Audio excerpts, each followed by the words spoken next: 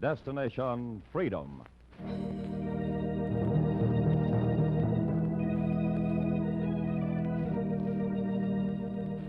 Destination Freedom, dramatizations of the great democratic traditions of the Negro people, is brought to you by station WMAQ as a part of the pageant of history and of America's own Destination Freedom.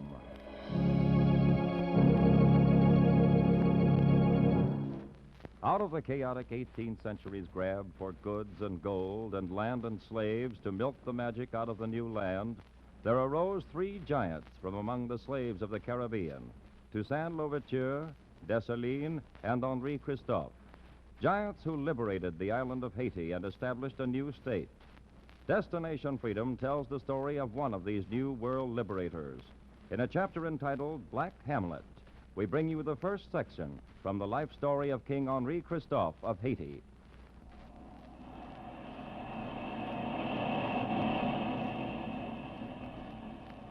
In Haiti, in the heart of the Caribbean, there's an old legend about the waves that lick the side of the mountains like hungry tongues. They say at twilight on the mountain near the northern coast that juts out from the land like a devil's fist, King Christophe walks as he walked 100 years ago when he first climbed the cliffs upon which he built his castle and in which he destroyed himself. They say King Christophe begins to walk the lonely halls of his castle in his tomb and retraces the steps that brought him from the rock piles on the island of Grenada to the high mountains of Haiti. In the darkness of his corridor, they say the dead king walks and recalls the day he watched the older slaves tramp single file, carrying stones to build a fortress. And he watched idly while the overseer called out, "Hurry! Hurry! Lift up the feet! Hurry! Hurry!"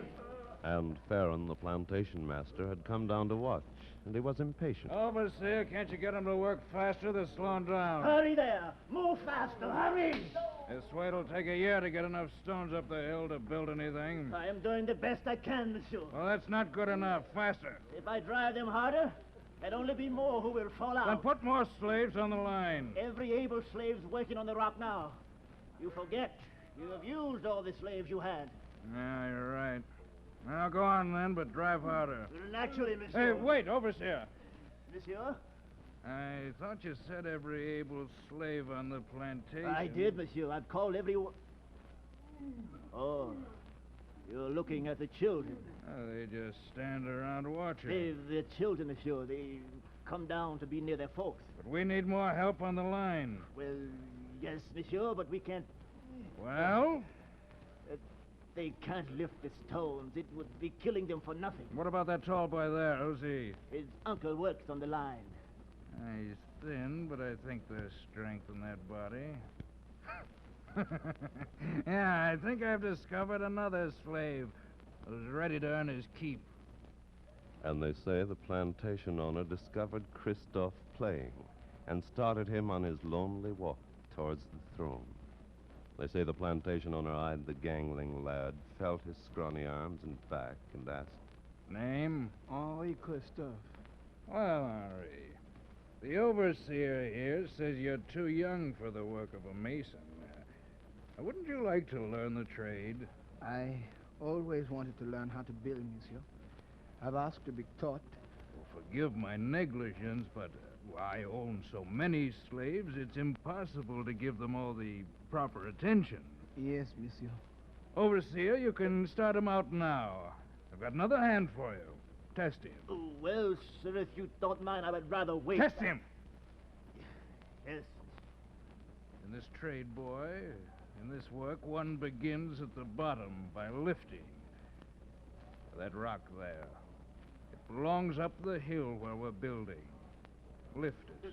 Monsieur... Would you rather exchange places with the boy overseer? Oh, no, of course Then not. obey me. Well, boy? I'm trying to lift it, sir. I am trying. Overseer, the boy goes about his work in a very dull manner. Suppose you give him some inspiration. Monsieur, Your the whip could boy- inspire him to straighten his back. Oui, monsieur. Again! Again! Now, let him get in line behind the others. If he drops a stone, inspire him again. He stands there holding it. I knew there was some strength in that bony frame. Now move, boy. Move. He doesn't move, monsieur. He just stands there, staring at us, holding the stone. Give him the inspiration to move. Give it to him. Monsieur. Watch out! He's trying to swing the rock at me! Watch out! And in the initiation ceremony, the slave who was destined one day to be king flung the stone towards the plantation owner and struggled with the master while the whip rose and fell, and finally felled Christophe. He's down. I told you, monsieur. He was a wild one.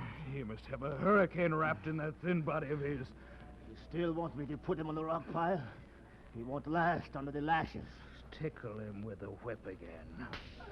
Now, when he wakes, put him on the rocks and see that he carries his weight in stone. Yes, maybe you're right. Maybe he won't last. If his kind doesn't last, it'll be the best thing that could happen to the slave system. See that none of the other slaves help him carry his load. Let him carry his own cross.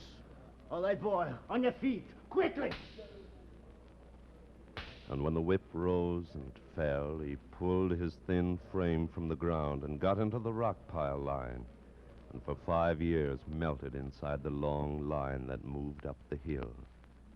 And if he had an inspiration at all, it was not the whip, but the sight of ships coming into the bay. One day he stopped atop the hill and looked down at the free sea, and his uncle warned him. Don't stop here. The master's looking. Up by the ridge if you want to rest. Come on, follow me.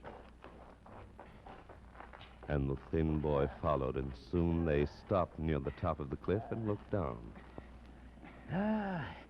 It's better up here. Much better. I see you like to look at the ships. They look so free. Some of them are free. Which ones are free? Where do they go? Oh, there are other islands.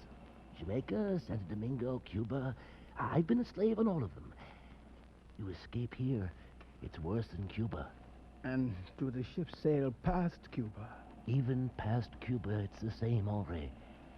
There's America, the British colonies and the mainland. If I could get there. Slaves there too, son. There must be some place where there's no slave. Only free men. I don't know of any. Oh, careful, the guard's looking. In this United States, you say there are slaves too? Yes, but...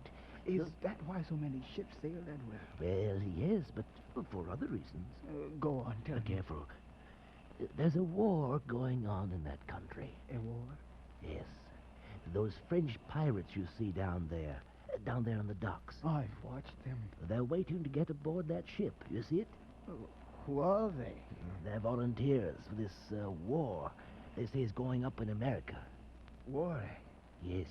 You see them down there, lining up on the dock. America's where they're going. The colonies are fighting against the British, they say. What are they fighting for? Freedom. If I should fight along beside them... No danger. You'll never leave the rocks. Oh, watch it now, heads down. If I could, would I be free? I don't know. They say some of the slaves from Santo Domingo volunteered to fight in Savannah. What'll happen when they've won freedom for the colonists, I couldn't say. I would like to find out. Bend your back, work. If I could get aboard one of those boats... Oh, heads down.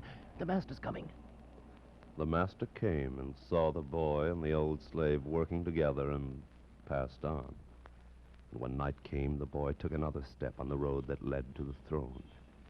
In his tent that night, his uncle heard a stirring and called. Henri! Where are you? Hush, Uncle. I'm right here beside you. Oh, you got your clothes on. What are you doing? I wanted to tell you. I'm leaving. Oh, you're out of your head. I mean it. They've doubled the guard, you know that. Uncle, are you going with me? Where? To fight in America. You're still thinking about that? I'm going. Son, they'll have dogs after you as soon as you're out of here. Uncle. Listen, son, I've escaped 12 times. I know when it's wise to try and when it's foolish. You can't get aboard a ship. They've got the docks watched. I'll find a way. You'll throw your life away. Why should I save it to be a slave? Come with me, Uncle. If I thought for a moment I could, I'll help you. I can swim for both of us. Never mind. I couldn't make it. You'd have to go up the cliff, gamble and jump down into the bay. I'll take that gamble. Yes, I see you will. But over the cliff, it'll kill you. Then let it kill me. Good night, Uncle. And he eased out from under the tent and got into the Caribbean, melted his black body into the night while the guards came down to the slave tents checking the tenants. Honoré Christophe and Elder Christophe. Answer when you are spoken to. I'm here, monsieur. What's the matter with your nephew? Can't he answer? Honoré. Where is Honoré? Guards, get out the dogs. Get the dogs out.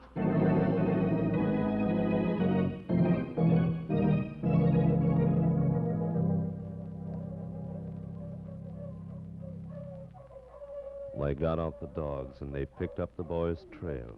And the shots rang out as he climbed up the mountain towards the cliff. The hounds drew closer as he came to the clearing and saw before him the dark, open span of ocean and the long leap down to the bay.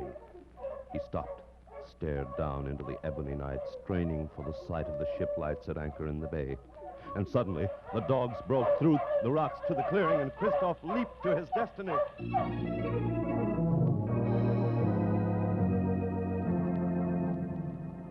And the overseer came and saw that the cliffside was empty. Hold it, guard. Hold up the dog. He came this way. I saw him. Yes, I saw him fall up the cliff. Good. No more than he deserves. Sure. We can tell Pharaoh that he won't even have to dig no grave.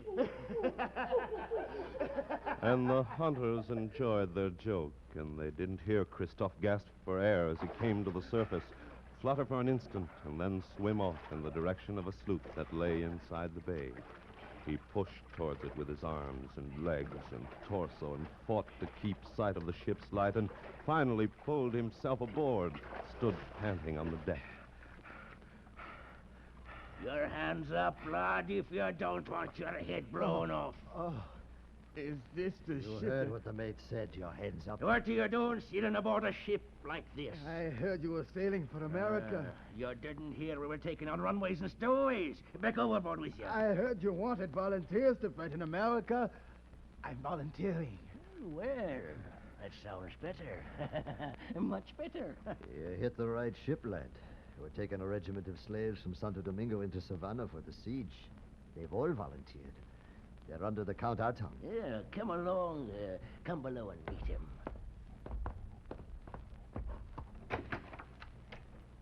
Monsieur le Count, we've got another recruit. Ah, bien, très bien. He swam all the way out into the bay. He must be strong. Can you handle a gun? I could, monsieur. We'll take you. Good. Come along, lad. This way to your quarters. He was taken down into the crew's quarter of the ship and met slaves from every island in the Caribbean. And as the ship set sail for Savannah, Henri Christophe was on his first step in the long journey of freedom.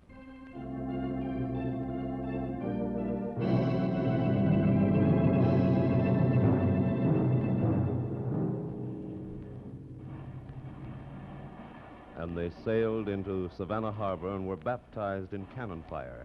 He slashed through siege line with tall black soldiers from Martinique, grizzled buccaneers of France, and lean-faced farmers of this new United States, dying together with queer fraternity for the thing they wanted most, liberty. And when the cannons were quiet and the living volunteers were gathered back into the belly of the boat, the Count had a message for the slaves. Men, your attention. The leaders of the new states have asked me to give you their deepest thanks for the splendid valor of your attack against Savannah. You have extended the cause of liberty and independence to another section of the world. To me, they thank you. Is that all, Count? No. One minor point. I know many of you have been expecting to remain here or be returned to the islands as free men. But I must inform you that all who formerly belonged to French masters will be returned to French masters. There will be troops in the ports we dock in who will see that this is carried out. Gentlemen, I regret this, but liberty is an elusive thing.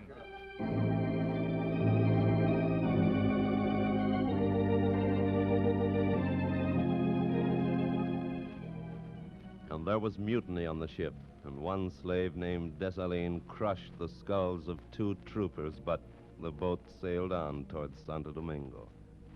In the evening, the hurricane howling inside him, Henri went below to the brig to comfort Dessalines, who carried his hurricane in his fist. I see your fists are still bleeding from the fight. Pass on, thin man. Let me sit in peace. Are you from Granada? I said pass on. Are you an enemy of the slaves as well as the masters? I am the enemy of any who don't fight against slavery every day, everywhere, every time. After the Count's speech, you didn't raise a finger. I saw your mouth open and your heart sink. But you didn't take your fingers as I tried to do and throttle him this way. With your fingers, just your fingers, you crushed the pin. One day, with these fingers, I'll crush the slave system, too. If I could help you... Pass on, I say. Get to the other end of the ship. I'd like to be your friend. I want no friend. Will you go, or shall I handle you as the belaying pin? Henri. Yes, Gabe. You'd better leave Dessalines to his fist and his fever. He thinks there's no one brave enough to join him in the rebellion against slavery. He broods about it. Let him alone. I'd like to join him. Why not join me? Where? They are taking me to the island of Santo Domingo. Yes. It's my home. There's rebellion ready to break out like an earthquake once the earth is shaken right. And there's those who can lead the slaves. Who lead? Who led the slave regiments at the British at Santo Domingo and Savannah? We did. When the time comes, we lead the slave army at Santo Domingo. Try to get ashore when we dock. Now, quietly, get on deck. And Henri remembered when the boat docked inside the harbor at Santo Domingo. And Henri was called into the cabin of the Count. Come in, Henri. You wanted me to stay on the ship after the others left. Why? Why? Because I'd like to save your life, if possible. Very considerate. Yes, of course. Those who go onto the island go to masters. That's the only way they're allowed ashore. You, Henri, escaped from another island. I'll never go back. Let me finish. I need money badly. If you let me act as your master, I'll sell you to someone in Santo Domingo who I believe will appreciate your value. Mm-hmm. That way, you keep your life a little longer, and I earn a few francs. Agreed? Have I a choice? I thought you'd see it my way. Well, Henri, pour yourself a glass of wine. We'll drink to my future as general in His Majesty's army, and to yours. As a slave. As I've said, Henri, liberty is an uncertain thing. But with you, slavery, I think, will be even more uncertain. Merci. Vive la liberté!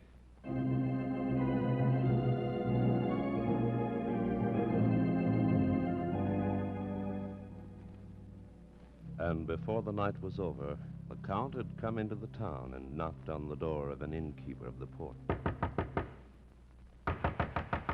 The sign reads closed. Closed for the night. Can't you read? Can't you tell the voice of a friend, Monsieur Marco? Oh, Count, 1 moment, please. Oh, I'm sorry, but the governor's ordered us closed. I didn't come to buy anything. No? As usual, I've got something to sell. Now, you know I bought the liquor imports you brought in some time ago. I'm well stocked. Now, if you'll please leave before the governor's men see Not you... before you see what I'm selling. Oh, where's your stock? Outside, waiting. You left it outside for the first thief to come along. No thief will touch him, Monsieur Marco. What are you selling? A slave. Oh, You're in the traffic now, too. Oh, the world's in it. Well, pass me by. I've got all the help I need. This one's trained in masonry. It makes no difference. I can't risk having another slave around. The island's nothing but a keg of powder. Each week, France sends troops to watch for slave revolts. They expect it. No, it's a risk I cannot take.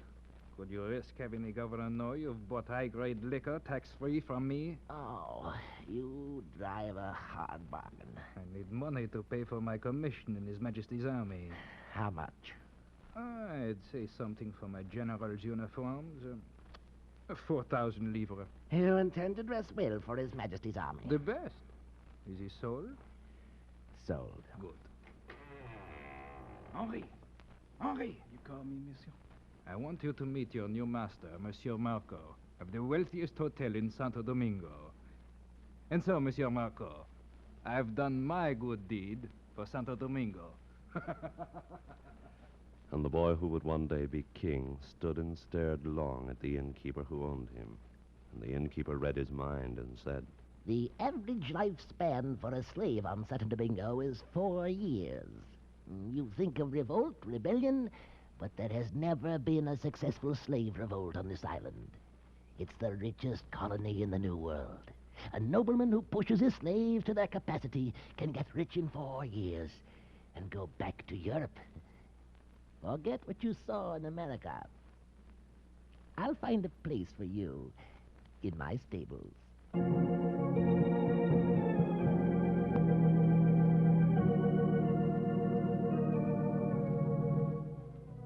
In the stables, he shod the horses and walked them through the crowded ports to their rich owners, and his own nostrils quivered and sucked in the strange air of the island that was a paradise for masters and an inferno for slaves.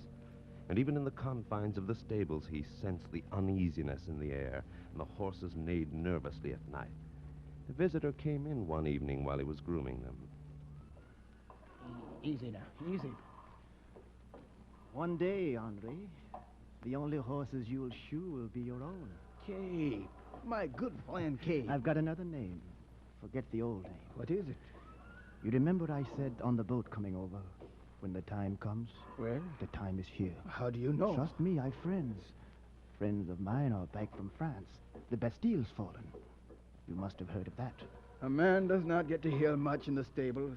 I'll be your ears outside the stables, if you'll be my eyes inside. What do you mean? Watch the masters who come to your hotel. When I return, give me their names and how many slaves they own, so I can visit their plantations and spread the word. If I can. Why are you uncertain? I don't know. Give me time. Time to get to know the island and the people. Time. Time is on the side of the masters, not we who want to be free. If you want to join me, help me. Keep your eyes open. When you see the physician, follow him. Who? Who is Henri!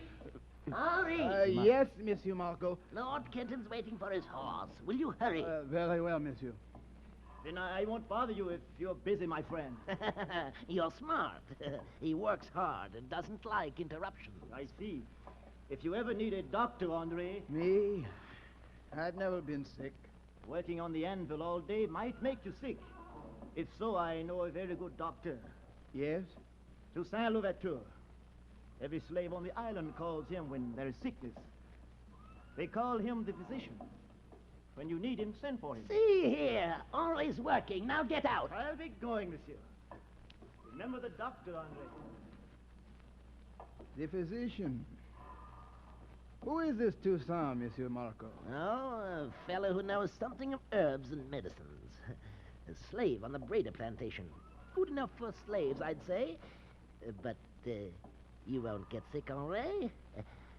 I'll take good care of you. I'm sure you will, Monsieur. And Henri, by the way, Yes? I don't know whether you've noticed it or not, but there's a growing restlessness over the island. Is that so? They say a group of conspirators are helping the slaves, going around from plantation to plantation, making their contacts. Oh? Hereafter, I'll transfer you to the hotel's billiard rooms. You're not likely to come in contact with any messengers there. You hear me? I hear you, Monsieur. And you can move into your new job immediately. and the boy finished his job of grooming the horses, was dressed and taught new duties in the billiard room.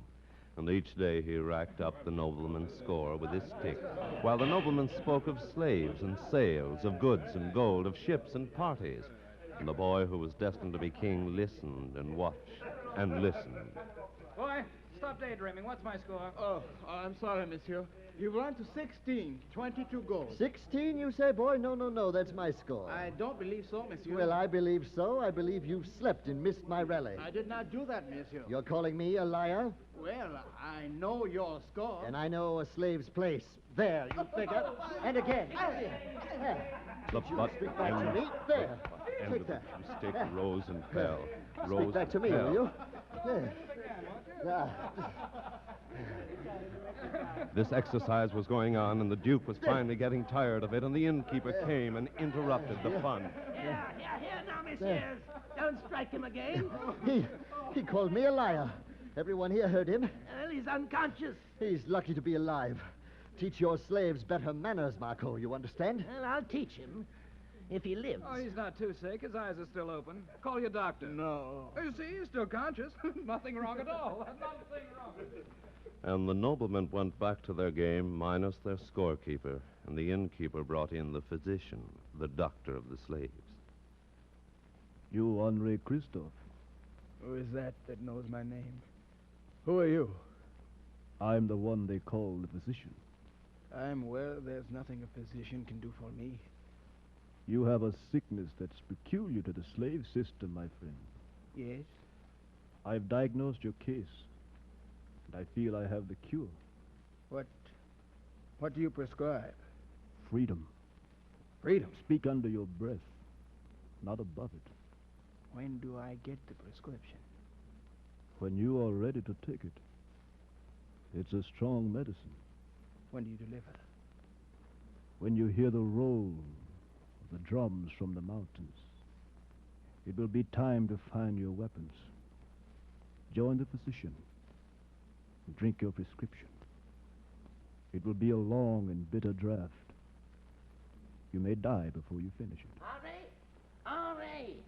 Oh, doctor. Is he any better? I believe he soon will be, monsieur. Good. How long will it take? Oh, not very long now, monsieur. I think Henri Christophe has passed through the critical stages of his illness. Soon he'll get upon his feet and walk, and no man in Santo Domingo shall walk above him.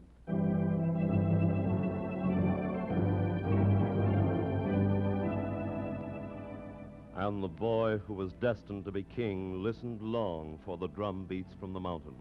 And they came, and they rolled him into a kingdom, and to his death. And they say that at twilight, King Christophe still walks the ramparts, retraces the steps he took to the throne, searches for the step that was fatal, and the mistake that led to the grave. They say in the lonely citadel, King Christophe still retraces his steps.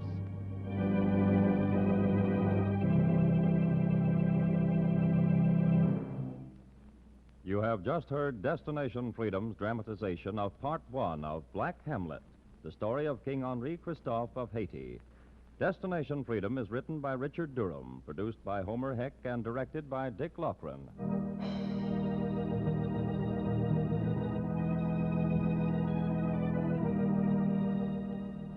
The role of Henri Christophe was played by Oscar Brown, Jr. The narrator was Tony Parrish. Others in the cast were George Kluge, Fred Pinkard, Russ Reed, and Dean Olmquist. Special music was composed by Emil Soderstrom and was played by Helen Westbrook and Jose Bethencourt. Our technician was Al Johnson. Sound effects by Cliff Mueller. This is Charles Chan inviting you to be with us again next week when Destination Freedom will present the second and final chapter of Black Hamlet, the story of Henri Christophe, liberator of Haiti.